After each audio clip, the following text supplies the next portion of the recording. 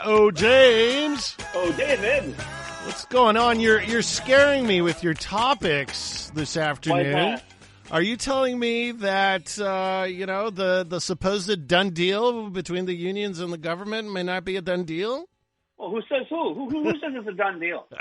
Who says it's a done deal, David? You know how these things work. I do. They have a proposed, and I love how, and I won't even bother repeating it in French, but it is so tentative. It's kind of like a tentative, sort of kind of proposal that they're going to take back to the delegates as opposed to the rank and file. And the delegates, even as we speak, they're preparing to meet tomorrow to take a look at these offers. Not one molecule of which has leaked out. No. Which I find quite remarkable in and of itself. I know it's not supposed to leak out. I know the rank and file are supposed to be the first people to see that when they have to hear about it before anybody else. But I just find it intriguing because, as you know, when we were talking about this last week, when this week of miracles, and all of a sudden this negotiation, which had been dragging on for more than a year, suddenly in the space of 3 days, all of a sudden we were getting all these tentative agreements and so on and so forth, and we're going to look at this, but there's nothing saying it's a done deal, and I'm not entirely sure. And remember, I suspected that somebody blinked, but here's my problem.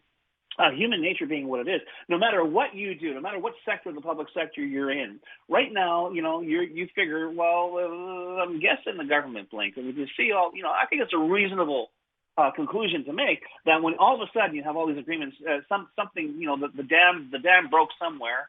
And I don't think it was the unions who have been, going through thick and thin who suddenly decided to roll over. The government obviously sweetened the offer. However, when you bring it to the rank and file, there's going to be that guy, in the meeting, or that woman who's going to stand up and saying, listen, they broke. Why didn't you guys squeeze these guys harder? Because obviously the money's there. Obviously they've got the wherewithal. Why are you bringing this to us now when you could have taken them for more? Mm-hmm. And this is always, the kind of debate that happens in union meetings because, of course, the negotiating committee is saying, listen, we're recommending this. This is the best deal we could get you.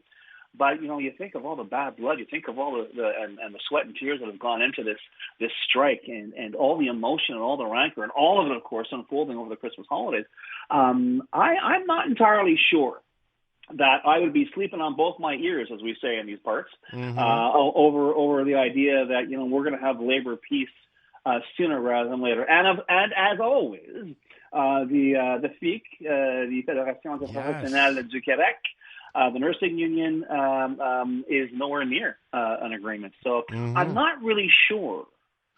I'm not. You know what? We're in the dense undergrowth, but we're not out of the woods yet.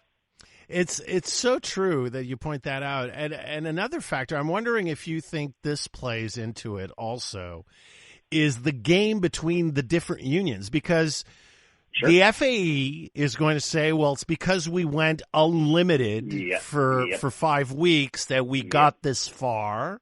Mm-hmm. And the other unions are going to say, well, no, it's our moderate approach. And because at the end of all this, there's going to be a period where they recruit members, right? And there's going to be that period, the maraudage period, where unions can convince people to switch unions. I'm wondering if that plays into it as well.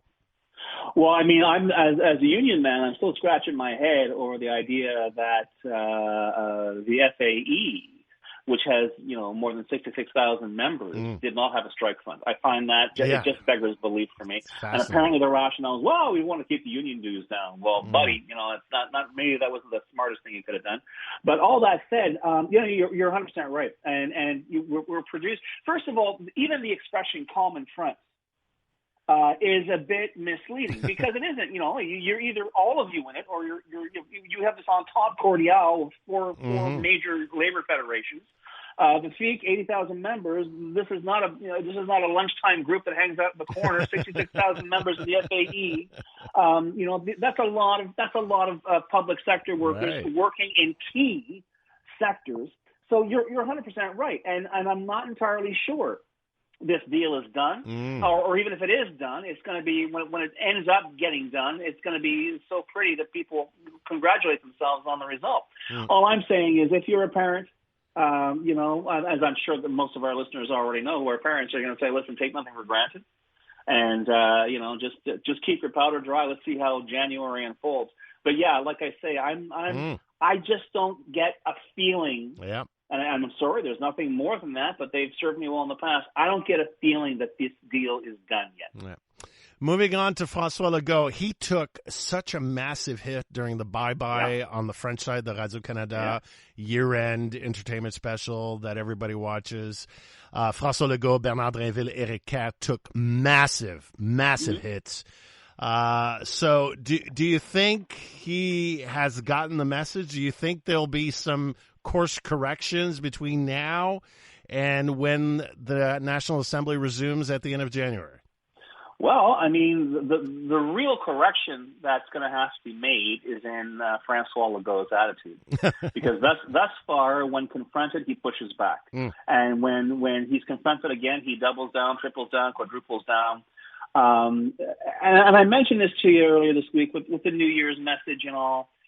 It was just, hey, Happy New Year's, take up a hobby. Let's hope everything is okay. We had a tough year last year. Let's hope things are better, and so on.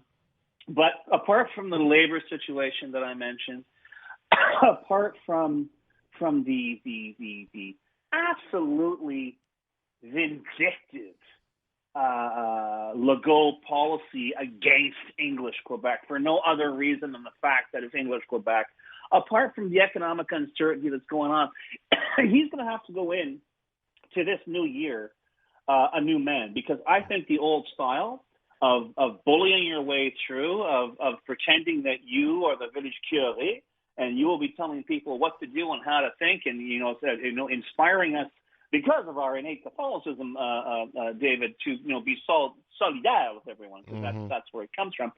All of that going on, you look at this and you have to say he's going to have to change, because I really think everybody else involved, whether it's the opposition, whether it's the public sector unions, any actor in the equation of Quebec politics has seen François Legault transformed in the space of 3 months. That by-election defeat in Jean Talon snapped something, and he has been behaving. He's been playing catch up ever since. And once again, of course, they tend to go after everybody. But as you say, this was un peu rough. It was very rough. And straight up with you, when there's one thing when they're laughing with you, it's another when they're laughing at you. You really have to ask yourself, is the giggling for François Legault simply going to get louder as the year progresses? James Mennie of the Montreal Gazette, thank you so much. À demain. À demain, mon ami.